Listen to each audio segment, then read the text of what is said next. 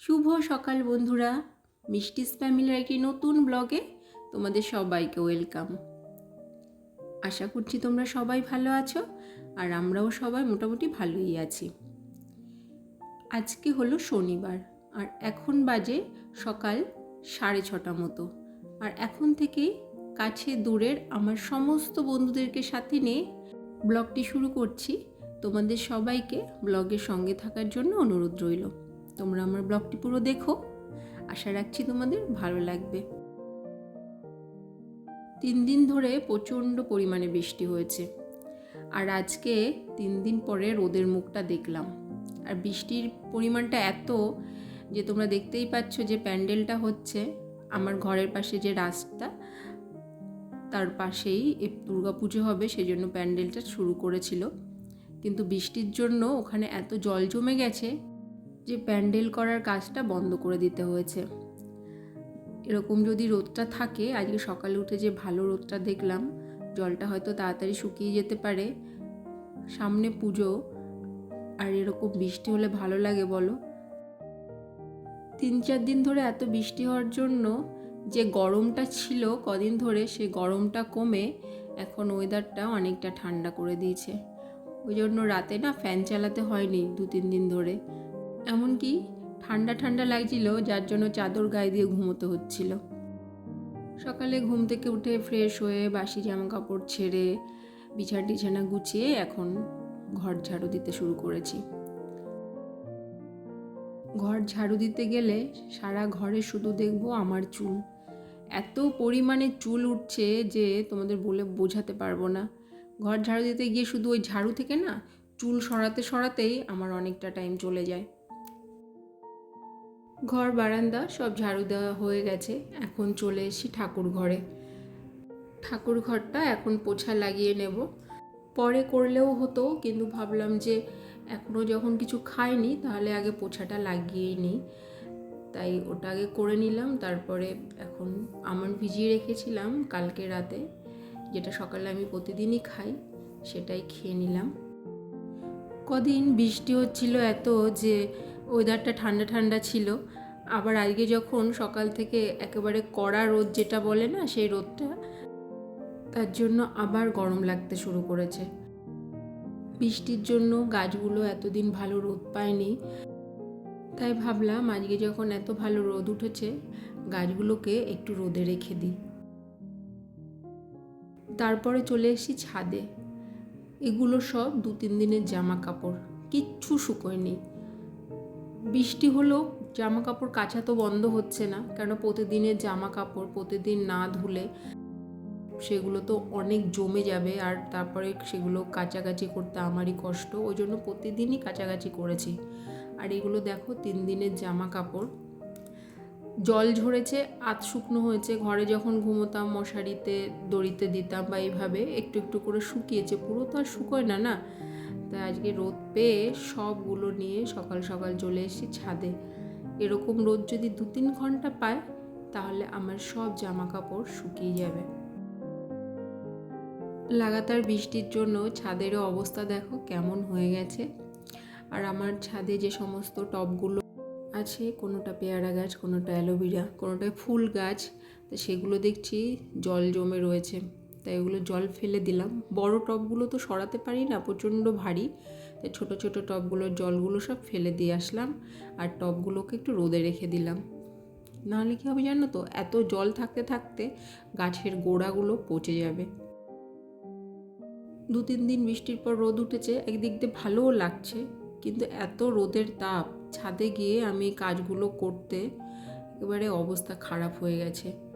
ঘরে এসেছি, ছেলেকে তো অনেকক্ষণ আগে টিফিন করিয়ে দিয়েছিলাম, তারপরে ও এখন খেলা করছে, তাই ভাবলাম যে ও খেলা করছে আর আমার এই জামা কাপড়গুলো ভাঁজ করার ছিল, সেগুলো ভাঁজ করে নিই। সত্যি জামা কাপড় নিয়ে আর পারা যায় না। এই জামা কাপড়ের পেছনে যে দিনের কতটা সময় চলে যায়, জামা কাপড় ধোয়া, জামা কাপড় রোদে দেওয়া, জামা কাপড় শুকোনো, ভাঁজ করা, এটা সেটা, মানে জামা কাপড়ের পেছনেই মনে হয় দিনের বেশিরভাগ টাইমটা চলে যায়। কিন্তু তাও কি কেনা বন্ধ করছি? সে তো কিনেই যাচ্ছি। যাই হোক, এবার চলে এসেছি কিচেনে এসে ভাত বসিয়ে দিয়েছি। আর এখন এই কাঁচা কুমড়ো কেটে নিচ্ছি, সেদ্ধ দেবো তাই। আজকে রান্না করছি বাবা, মা আর আমার ছেলের জন্য, কেননা আমি, আমার হাজব্যান্ড আর ছেলে তিনজনে মিলে আজকে দুপুরে লাঞ্চ করতে বাইরে যাব।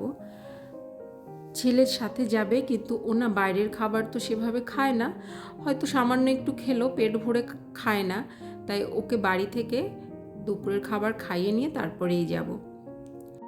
ছেলের এক্সাম শেষ হয়েছে কালকে, আমার হাজব্যান্ড বলল যে ঠিক আছে তাহলে চলো আজকে লাঞ্চটা বাইরে করি। আমি বলেছিলাম যে সামনেই তো পুজো, তখন যাব। তো ও বললো পুজোর সময় রেস্টুরেন্টে চান্স পাবে তো খাওয়ার। সত্যি এত ভিড় হয় রেস্টুরেন্টগুলোতে যে লাইন লেগে যায়, সেজন্য খুব বেশি পুজোর সময় না রেস্টুরেন্টে আমরা বসে খেতে পারি না। রেস্টুরেন্টে খাবার খাই, কিন্তু সেটা প্যাকিং করে বাড়িতে এনে তারপরে খাই। তো ও বললো আজকে যদি যাও তাহলে তুমি ওখানে গিয়ে বসে রিল্যাক্সে খেতে পারবে, পরে গেলে কিন্তু সেই সুযোগটা আর পাবে না। তাই আমি বললাম ঠিক আছে চলো যাই। তো বাবা মা বাইরের খাবার খায় না, তো ওই জন্য ওনাদের জন্য সবসময় ঘরের খাবারই তৈরি করি আমি। আর তাই এখন রান্না করছি ওনাদের জন্যই। আজকে রান্না করেছি কুমড়ো সেদ্ধ ভাত, আর ভোলা মাছ ছিল আর চিংড়ি মাছ। ভোলা মাছটা ভাজাই রেখেছি, ওটা দিয়েই খেয়ে নেবে। আর চিংড়ি মাছটা দিয়ে আলু, ঝিঙে, টমেটো দিয়ে পাতলা একটা ঝোল। এই আলু ঝিঙে দিয়ে চিংড়ি মাছের এই ঝোলটা আমার শ্বশুর মশাইয়ের ভীষণ প্রিয়। আর এটা একদম কম মশলা দিয়ে করি তো, তাই ছেলেরও এই তরকারি দিয়ে খাওয়া হয়ে যাবে। তো রান্নাঘরের কাজ মোটামুটি কমপ্লিট হয়ে গেছে, শুধু এই গ্যাস ওভেনটা মুছলে হয়ে যায়, আর কোনো কিছু করব না। অন্যান্য দিন মানে শনি রবিবার ছুটির দিনগুলো থাকলে তো রান্নাঘরের এটা পরিষ্কার করছি, ওটা করছি, এইভাবে অনেকটা সময় কাটে। কিন্তু আজকে যেহেতু বেরোবো, তাই সেগুলোর পেছনে কোনো রকম টাইম আর দিইনি। ওই কাজগুলো তো প্রতিদিনই করছি, আজকে তাড়া আছে, আজকে একটু ওগুলো বন্ধই থাক। তো রান্নাঘরের কাজ করে চলে এসেছি ওপরে, ছেলেকে স্নান করিয়ে দিয়েছি। এরপরে আমি স্নান করব, পুজো দেব, ছেলেকে খাওয়াবো, তারপরে বেরোবো। কোথাও যাওয়ার আগে সমস্ত কিছু গুছিয়ে করে সব কিছু ঠিকঠাক করে রেখে তারপরেই বেরোতে হয়। মানে সংসারের কাজের থেকে, এই দায়িত্ব থেকে রেহাই নেই। আগে এগুলো করতে হবে, তারপরেই বাইরে বেরোতে হবে। এখন বাজে 1:30 মতো। ছেলেকে খাইয়ে দাইয়ে দিয়ে ওকে ড্রেস পরিয়ে দিয়েছি আগে। এখন আমি রেডি হয়ে নিয়েছি। হাজব্যান্ড তো রেডি হয়ে অনেকক্ষণ আগেই বসে আছে আর আমাকে তাড়া লাগাচ্ছে। কিন্তু ওকে আমি একটা জিনিসই বললাম যে তুমি তাড়া লাগাচ্ছ, কেননা তোমাকে সেরকম কিছু করতে হয়নি। আমার তো দেখো সকালে ওঠার পর সংসারের কাজকর্মগুলো সব করতে হয়েছে, তারপরে বাবা মা কী খাবে, ছেলে কী খাবে, তাদের জন্য খাবার রেডি করা, সব কিছু গুছিয়ে তারপরেই বেরোতে পারছি। চলে এসেছি রেস্টুরেন্টে। আমরা যদি কখনো লাঞ্চের জন্য কোনো রেস্টুরেন্ট চুজ করি তখন এই রেস্টুরেন্টটাই আসি। আমাদের এখানে অনেকগুলো ভালো ভালো রেস্টুরেন্ট আছে, তার মধ্যে এইটা একটা। এখানের পরিবেশটা যেমন খুব নিরিবিলি, আর খাবার দাবারের মান ভীষণ ভালো। তাই লাঞ্চ করার থাকলে আমরা এই রেস্টুরেন্টেই আসি, অন্য কোনোটায় যাই না। বিরিয়ানি তো ভীষণ পছন্দের একটা খাবার, তা লাঞ্চের জন্য যখন যাই সবসময় বিরিয়ানিটা থাকেই। তা আজকেও ছিল biryani, chilli chicken, dry chilli chicken আর রায়তা, এটাই নিয়ে নিয়েছি। আর প্রথমে ফিশ কাটলেট ছিল, সেটা খেয়েছি। ছেলেকে অল্প পরিমাণে দিচ্ছি, ও তো খেয়ে এসছে আর বেশি খাবেও না। আর বাইরের খাবার না ওকে এখনও সেভাবে দিই না, আর একটু বড় হোক তখন বাইরের খাবার খাওয়া শুরু করবে। এখন দিচ্ছি জাস্ট ফর টেস্টের জন্য। খাওয়া দাওয়া তো শুরু করে দিয়েছি। আর মজার ব্যাপার হলো আজকে এই রেস্টুরেন্টে কেউ ছিল না, শুধু আমরা তিনজনই ছিলাম। বাহ, তুমি তো একা খাওয়া শিখে গেছো রিও, তাহলে বাড়িতে কেন একা খাও না?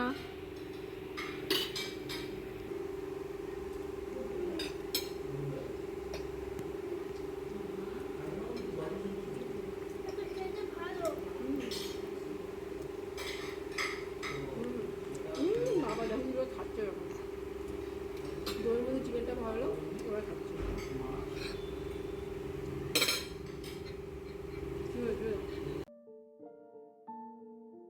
খাওয়া দাওয়া শেষে কাছাকাছি একটা দোকানে গেছিলাম, কিছু দরকারি জিনিস কেনার ছিল, সেটার আর ভিডিও তোমাদের সঙ্গে শেয়ার করলাম না। তো এখন বাড়ি ফিরছি। আর দেখো এই যে সব জায়গায় এখন পুজোর প্যান্ডেলের প্রস্তুতি চলছে, আর এক সপ্তাহ পরেই তো পুজো শুরু হয়ে যাবে। লাস্ট ফিনিশিংয়ের কাজ চলছে সব জায়গায়। সব কিছু মিলিয়ে আজকে একটা খুব সুন্দর দিন কাটালাম। তো বন্ধুরা, আজকের মতো তোমাদের সঙ্গে ভিডিওটা এ পর্যন্তই শেয়ার করলাম। দেখা হবে নেক্সট ব্লগে।